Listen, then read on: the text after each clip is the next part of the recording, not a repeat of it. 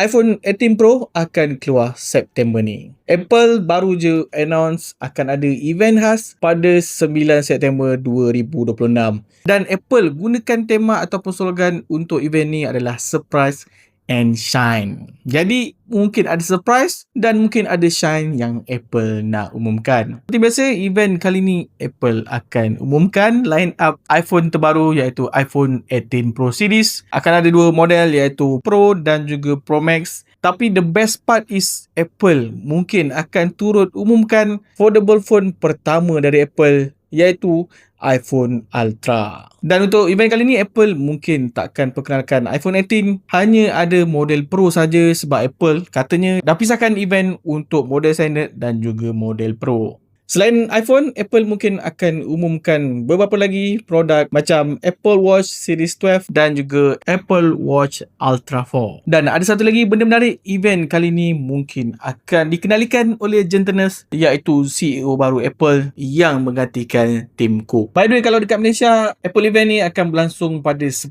September 1 pagi dan korang boleh tengok dekat apple.com ataupun YouTube Apple. Jadi korang excited tak untuk Apple event kali ni? Cuba komen sikit apa yang korang tunggu dekat Apple event kali ni.